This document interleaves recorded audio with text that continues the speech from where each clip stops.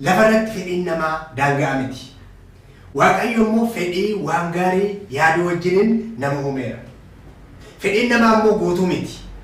Dabalaa deema. Namoonni waan fedhan baay'ee qabu. Garuu qorannoon akka mul'isutti beektonni garaagaraa akka dubbatanitti namoonni lafa yaada isaanii gahan waan barbaadan argatan persentii 2 hin caalan. Maaliif akka namni baay'een fedhii barbaadu bira akka hin geenye sagalee Waaqayyoo keessaa qabxii gurguddaa 4 isinitti mun barbaada.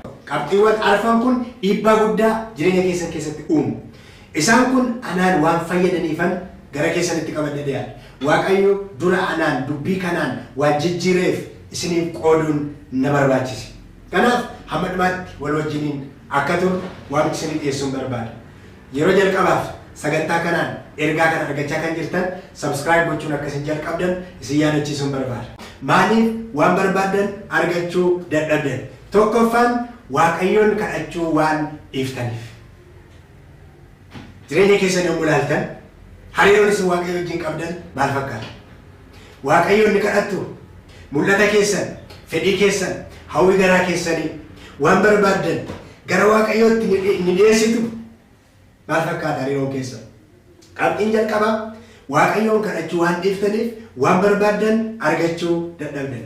Macaafa qulqulluu keessaa Yaaqoob boqonnaa 4 lakkoofsa 2 irraa deebii kana kallattiitiin deebisa.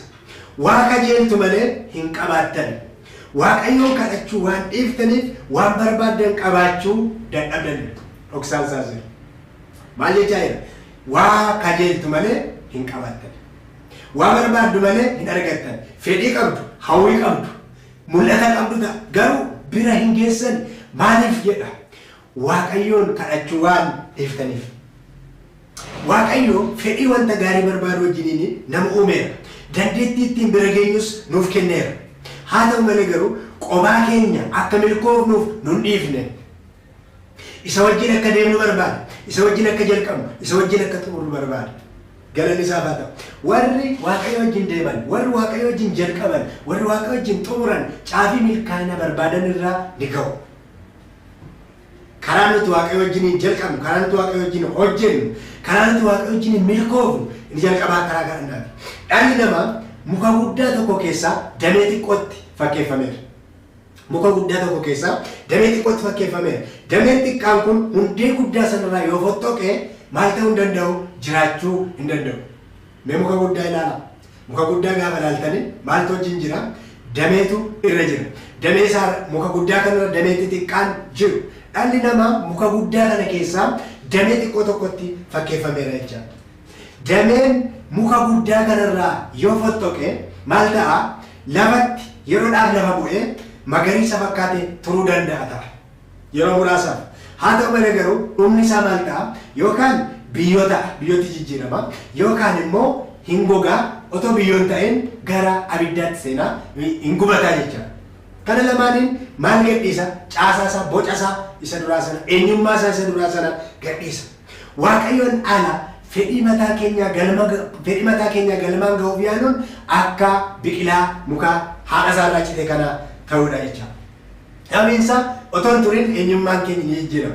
Namoonni baay'een Waaqayyo malee, kadhannaa malee waan jiraatan kan isaanitti fakkaatu akka muka damee baalarraa citee yeroo muraasaaf lafa turu. Haa eenyummaan isaanii jijjiirama. Sagalee Waaqayyo akkas jedha. Yohaannis boqonnaa 15, wangeela Yohaannis boqonnaa 15 lakkoofsa 4 hanga 5tti yommuu dubbisnu akkas jedha. Anatti qabadhaa jiraadhaa, ani isinitti nan jiraadhaa.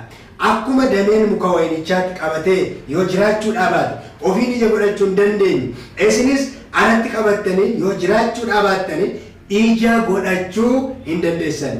Ani muka wayinichaati, isin immoo damoota isaati.